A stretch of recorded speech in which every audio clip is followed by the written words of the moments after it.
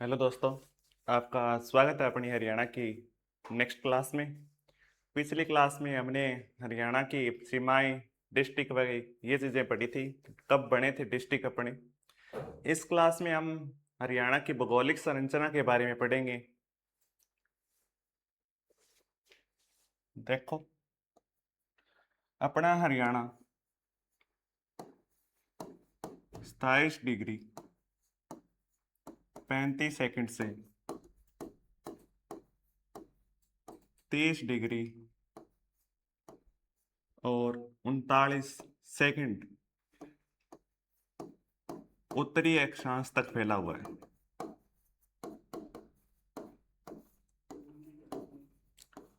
ये है अक्षांश। अगर हम देशांतर की बात करें तो देशांतर है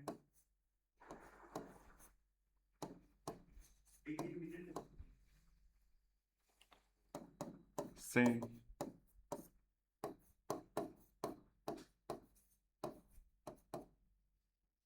पूर्वी देशांतर तक।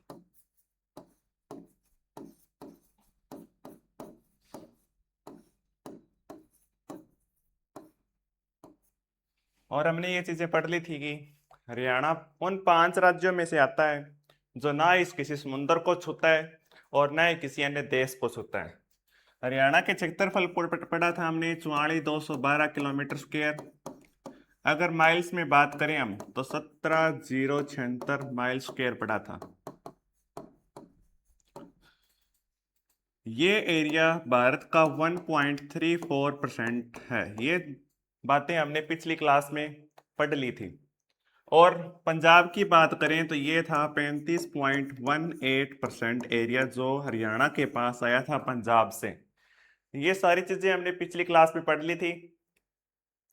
इस क्लास में हम पढ़ेंगे आगे भौगोलिक संरचना के बारे में। कर्नल एम एल भार्गव के अनुसार हरियाणा को कभी समुद्र छूता था, यानी कि जो अपना हरियाणा है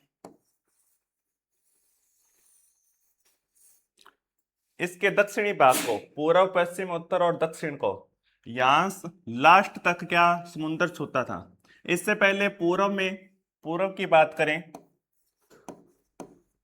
पूर्व में था सारस्वत, यानी कि ये समुद्र छूता था।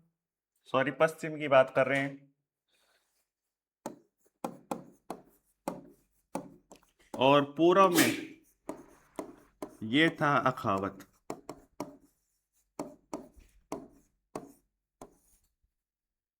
डॉक्टर एम एल भार्गव के अनुसार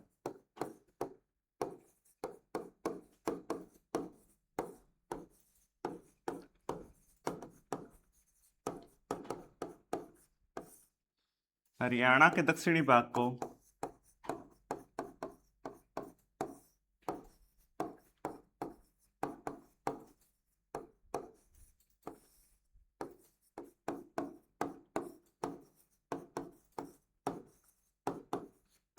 बाद तक समुद्र छूता था।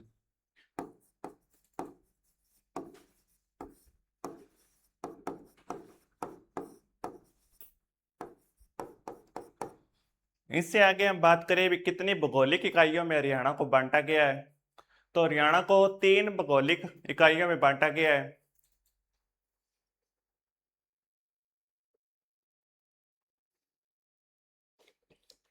लिखेंगे हरियाणा को 3 भौगोलिक इकाइयों में बांटा गया है।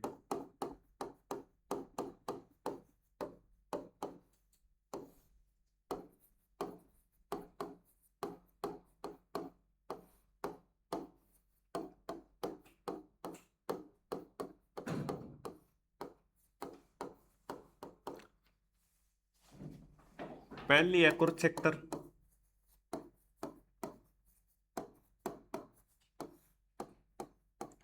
इसमें आता है अपना करनाल और जींद का एरिया।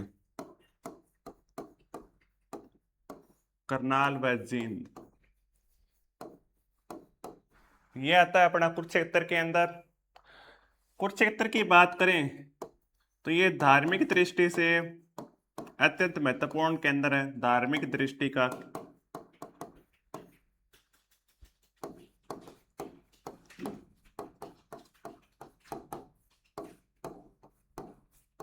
महत्वपूर्ण केंद्र।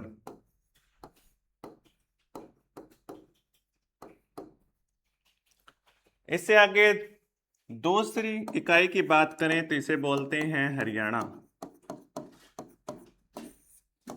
इसमें आता है हिसार, फतेहाबाद,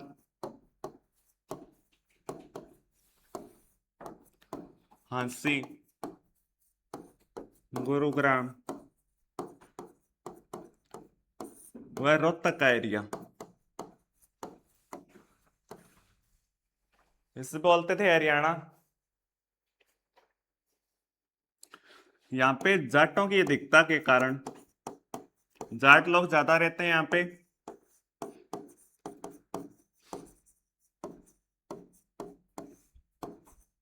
इस हरियाणा को जटियात कहा जाने लगा।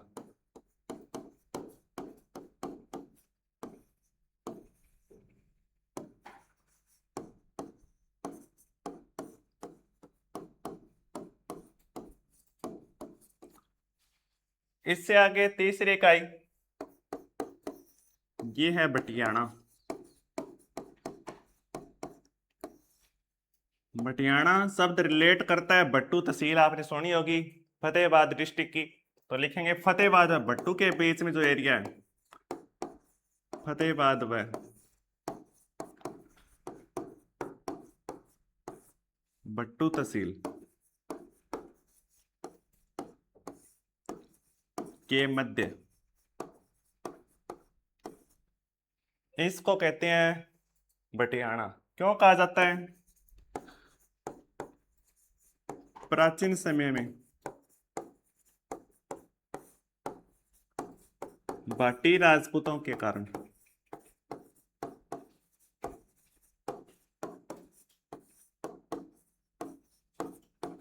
की अधिकता के कारण या बाटी राजपूतों के कारण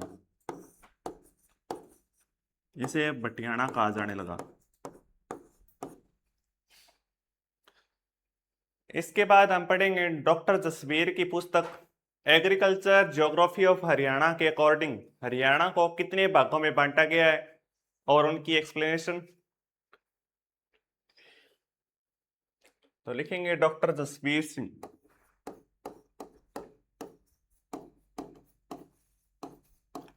इनकी पुस्तक है एग्रीकल्चर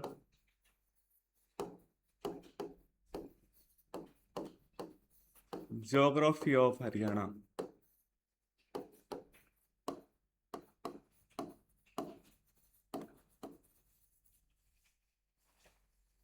उन्नीस सौ तिहत्तर में इन्होंने लिखी थी ये।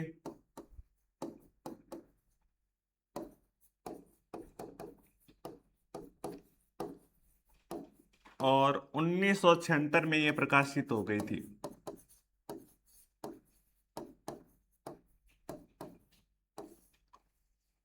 डॉक्टर जसवीर सिंह के अकॉर्डिंग हरियाणा को 8 भागों में बांटा गया है। कौन कौन से हैं ये 8 भाग? शिवालिक मैदान,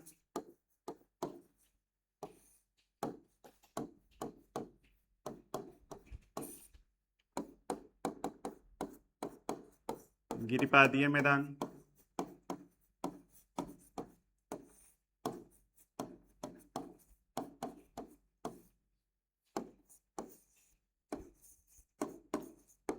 बाढ़ का मैदान,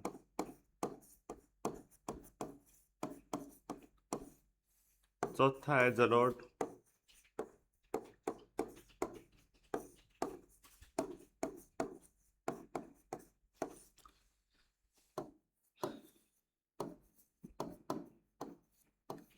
बालू युक्त टिब्बे।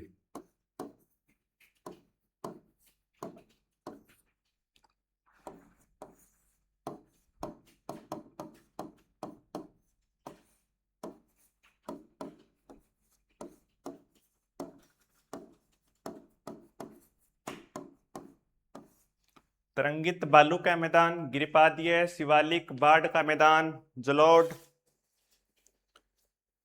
सातवां अपन आता है अरावली का पथरीला क्षेत्र।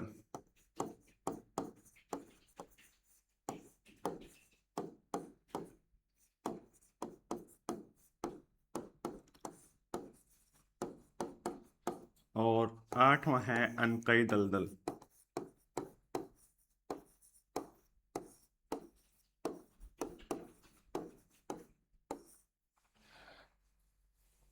डॉक्टर जसवीर ने हरियाणा को 8 भागों में बांटा था। शिवालिक, गिरिपादीय, बाढ़, जलोढ़, बालूयुक्त टिब्बे, तरंगित बालू के मैदान, अरावली का पथरीला क्षेत्र और अनकई दलदल। मैप के अकॉर्डिंग पहले हमने बात की थी शिवालिक मैदान की। शिवालिक अपना ऊपर एरिया जो है ये है शिवालिक का।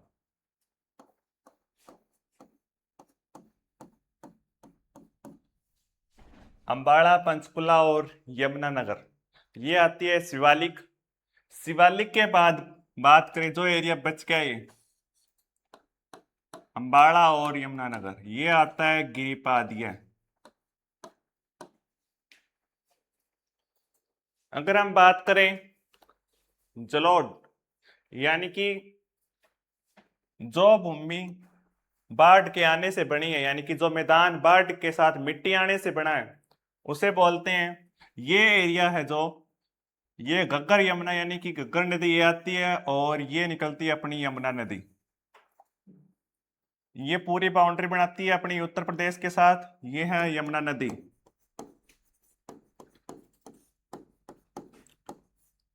और ये है घग्गर। इन दोनों के बीच जो एरिया है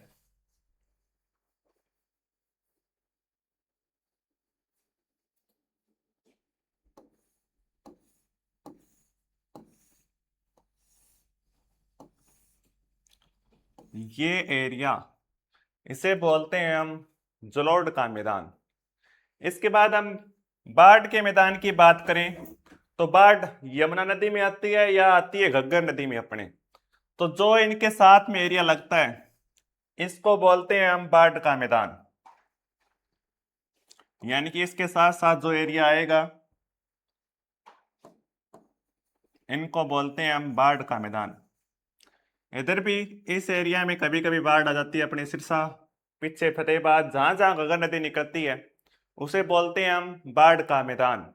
इसके बाद हम बात करें बालू के टिब्बे। टिब्बे अगर बात करें जो राजस्थान के साइड जो लगती है बाउंड्री हमारी, ये एरिया हमारा राजस्थान के साथ लगता है। तो यहाँ पे अपने इनके साथ साथ ये एरिया ये है बालू के टिब्बे।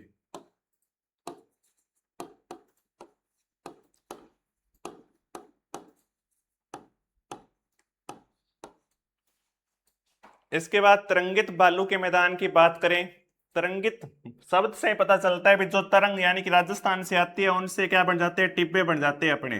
तो ये एरिया भिवाड़ी, महेंद्रगढ़, रेवाड़ी, यहाँ पे ज्यादा एरिया शुष्क एरिया ज्यादा है, इसलिए इसको बोलते हैं तरंगित बालू के मैदान।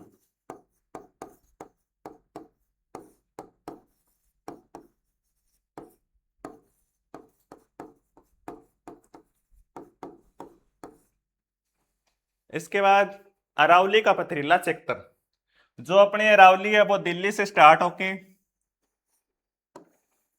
राजस्थान, हरियाणा और गुजरात में जाके खत्म हो जाती है। तो ये एरिया है गुड़गांव, फरीदाबाद, नूंह, रेवाड़ी वाला, ये है अरावली का पथरीला क्षेत्र।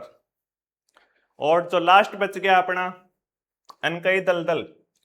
अनकई दलदल है वो आपने देख पढ़ा होगा, सिरसा से नाथुसरी सोपटा जाते हैं तो वहां पे जो सेम का एरिया यानी कि दलदल है उसको बोलते हैं अनकई दलदल। ये थे 8 पार्ट और अब इनके बारे में पढ़ेंगे हम दोबारा। पहला पार्ट था शिवालिक का मैदान।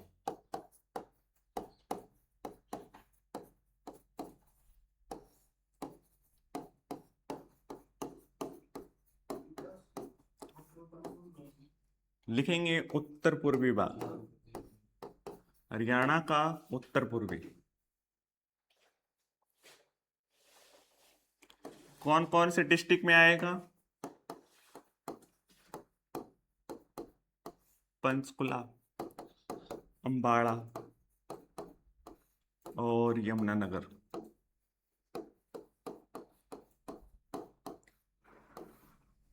अगर शिवालिक पहाड़ियों की ऊंचाई की बात करें हम, तो ये एवरेज ऊंचाई है 700 से 900 मीटर, एवरेज की बात कर रहे हैं हम। अगर शिवालिक मैदान की सबसे ऊंची चोटी की बात करें हम, तो ये है करो।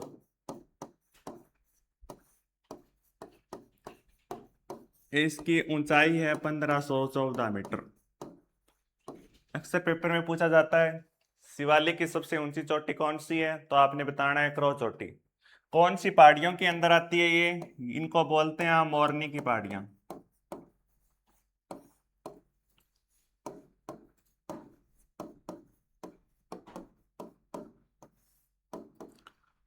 शिवालिक का मैदान किस पार्ट को बोलते हैं? जो हमने हिमालय के 3 पार्ट आपने इंडिया जीके में पढ़े होंगे, ट्रांस, महान और लघु हिमालय, उसके बाद का जो एरिया है उसको बोलते हैं हम शिवालिक का नवीन मैदान।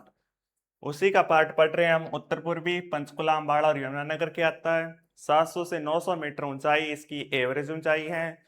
क्रो चोटी इसकी सबसे ऊंची चोटी है।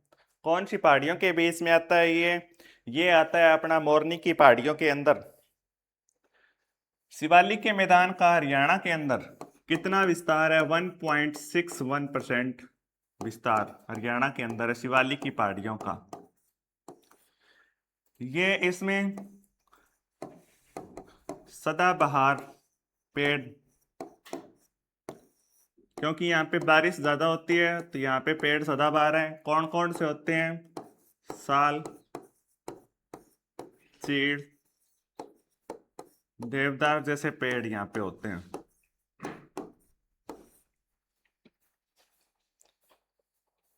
यहाँ पे मोरनी हिल स्टेशन भी बनाया गया है। और कुछ चीजें इनके बारे में, शिवालिक के मैदान के बारे में हम और क्लास में जब मोरनी हिल स्टेशन या कुछ नई चीजें पढ़ेंगे तो उसमें ऐड करेंगे। इसके बाद हम दूसरी चीज, इसके बाद गिरिपाद के मैदान।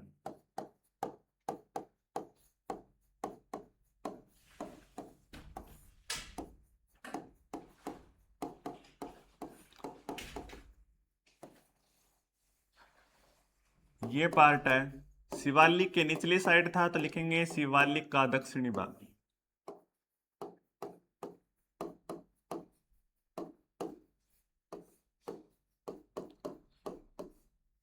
कौन कौन से डिस्ट्रिक्ट में आता है ये आता है अंबाला और यमुनानगर में।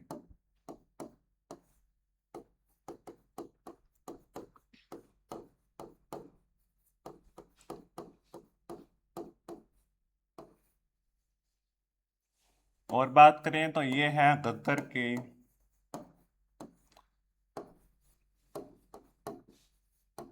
यमुना के बीच का पार्ट।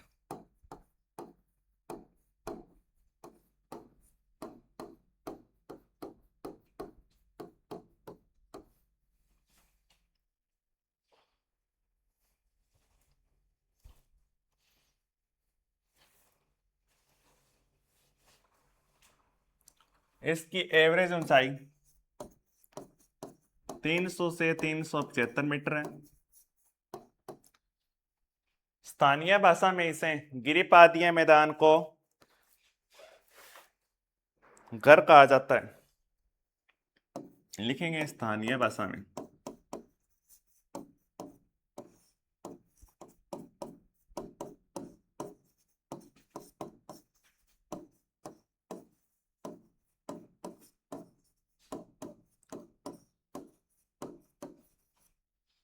लेकिन जगाधरी के अंदर, जगाधरी कहाँ आता है? यमुनानगर के अंदर।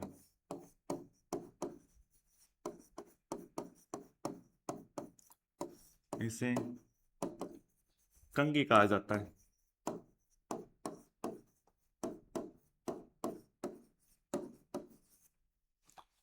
इसके बाद तीसरा पार्ट,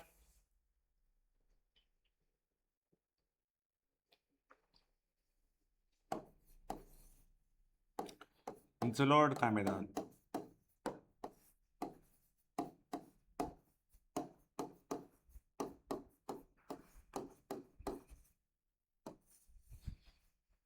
जलोढ़ का मैदान मैंने बताया, जो मिट्टी बाढ़ के साथ आके उससे मैदान बन गए उसे बोलते हैं जलोढ़, यानी कि बाढ़ के साथ आने वाली मिट्टी से बने मैदान।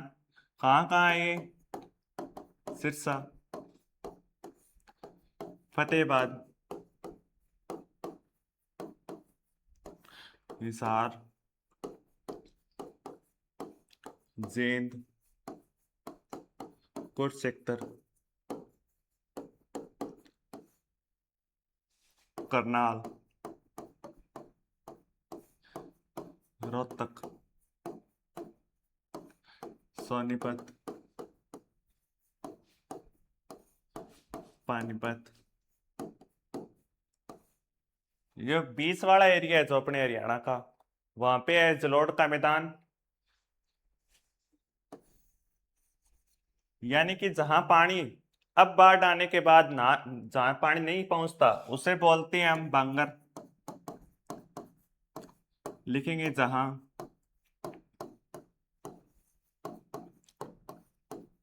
बाढ़ का पानी नहीं पहुंचता।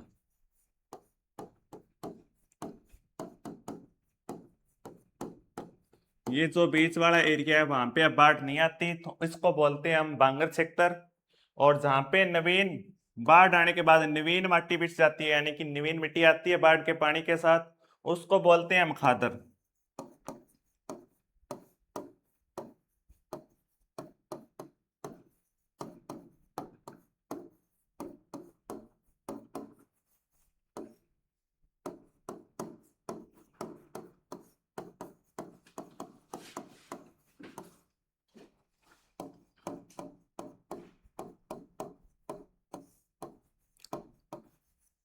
बांगर सेक्टर जहां बाढ़ का पानी नहीं पहुंचता, और खादर जहां बाढ़ का पानी पहुंच, यानी कि आजकल जो घग्गर और जो यमुना नदी के साथ में बाढ़ आती है उसको बोलते हैं हम खादर एरिया। इसके बाद हम आगे पढ़ेंगे, जलोढ़ का मैदान है कौन सी दो नदियों के बीच? घग्गर और यमुना नदी के बीच में।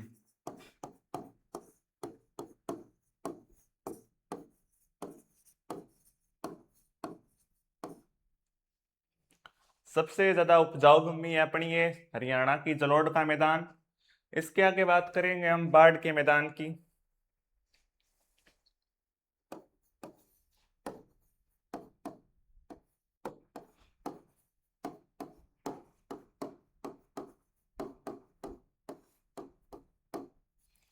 कहाँ कहाँ बाढ़ आती है अपनी? यमुना और घग्गर नदी में। जो इसके साथ डिस्ट्रिक्ट लगते हैं यानी कि उनमें आती है बाढ़, और इसी एरिया को बोलते हैं फिर हम खादर। कौन कौन सी नदी बनाएगी अपनी? यमुना नदी और घग्गर नदी दोनों बनाएगी। ऊपर जो अपनी यमुना नदी निकलती है उससे पहले शिवालिक की पहाड़ियों से मारकंडा, टांगरी, घग्गर और ये नदियां सरस्वती निकलती है। तो घग्गर और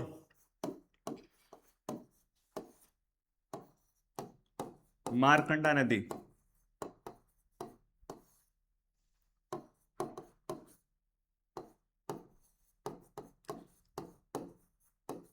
जो बाढ़ आती है इनमें नेली और वेट कहा जाता है।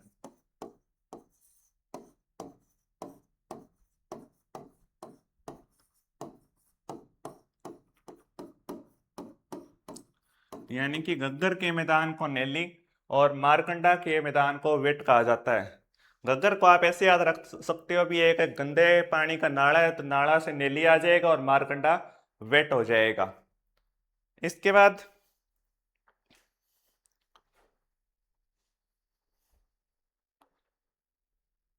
बालू युक्त टिब्बे।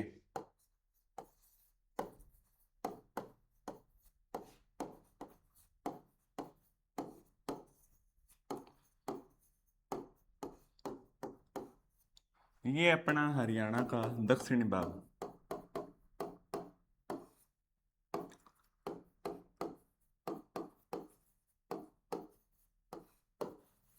या फिर राजस्थान के साथ लगते।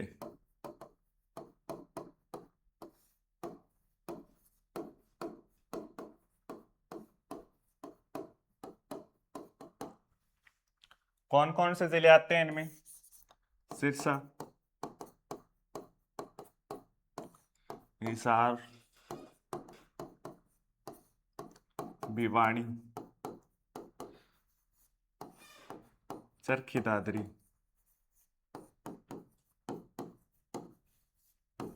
और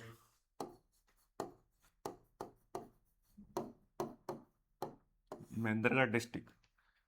इनमें जो राजस्थान से आती है हवाएं, यह अपने यहाँ पे बालू वैसे ही बहुत है, ये एरिया शुष्क एरिया है अपना हरियाणा का दक्षिणी जिले जो सारे हैं।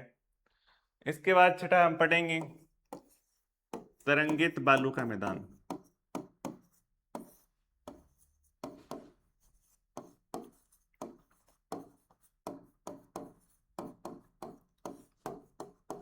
ये आता है गुरुग्राम, रेवाड़ी, महेंद्रगढ़ में।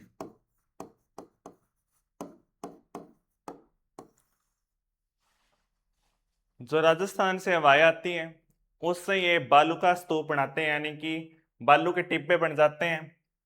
तो ये गुरुग्राम, रेवाड़ी और महेंद्रगढ़ यहाँ सबसे ज्यादा है, तो इसको बोलते हैं तरंगित बालू के मैदान। सबसे ज्यादा शुष्क एरिया की बात करें हमारे हरियाणा की तो ये है महेंद्रगढ़।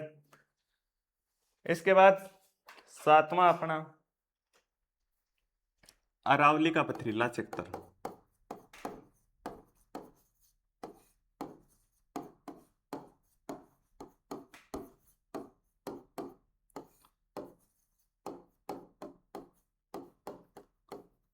कौन कौन से डिस्ट्रिक्ट में आता है?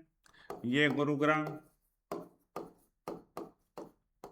रेवाड़ी, महेंद्रगढ़ और फरीदाबाद।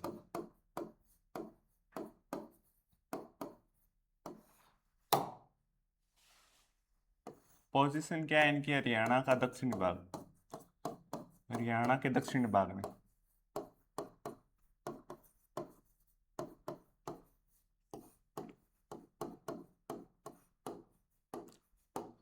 दिल्ली से स्टार्ट होती है, फिर हरियाणा, उसके बाद राजस्थान होते हुए गुजरात में समाप्त हो जाती है अरावली का पथरीला क्षेत्र। इसके अंदर हम बात करें, जो अरावली की सबसे ऊंची चोटी है ये है कुलताजपुर। कितनी ऊंची है ये? 652 मीटर ऊंची है। ये आती है अपनी नारनौल,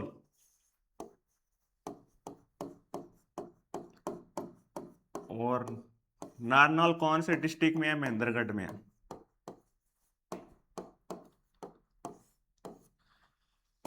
इन्हें बोलते हैं हम डोसी की पहाड़ियां।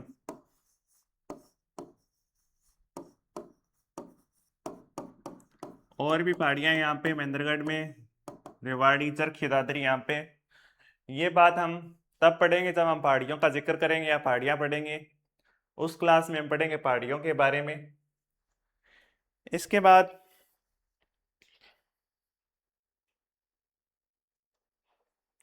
इसका सबसे ज्यादा विस्तार कौन से जिले में है? ये है गुरुग्राम। अरावली का जो सबसे ज्यादा विस्तार है वो है गुरुग्राम के अंदर।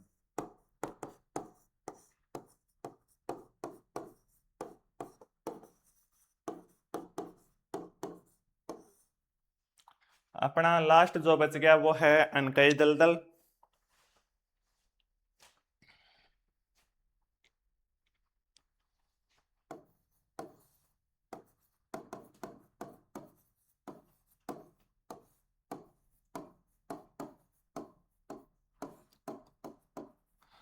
जो दलदली भूमि कहाँ पे है? सिरसा में।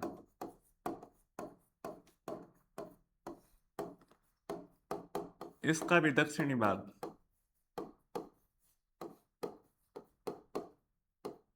किसके नजदीक है? सिरसा में नाथू श्री चौपटा के पास में।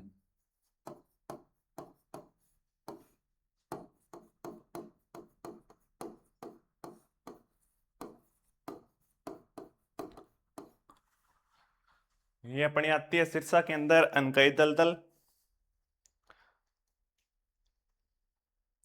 हरियाणा का सबसे कम ऊंचाई वाला अनकई दलदल है ये, सबसे कम ऊंचाई वाला।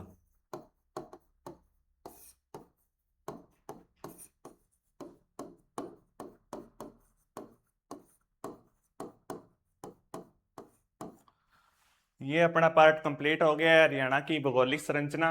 इसमें हमने पहले पढ़ा हरियाणा को 3 इकाइयों में बांटा गया है, कुरुक्षेत्र, हरियाणा और बटियाणा। उसके बाद हमने पढ़ा डॉक्टर जसवीर सिंह की पुस्तक एग्रीकल्चर ज्योग्राफी ऑफ हरियाणा के अकॉर्डिंग हरियाणा को कितने भागों में बांटा गया है। तो हमने ये 8 पार्ट कंप्लीट कर लिए हैं इन मैप और इन एक्सप्लेनेशन। तो ये क्लास हम आज ही इसी समय समाप्त करते हैं, और पढ़ेंगे हम नेक्स्ट क्लास में। अगर आपको क्लास पसंद आई तो चैनल को सब्सक्राइब, लाइक, शेयर और कमेंट जरूर करें। Thank you.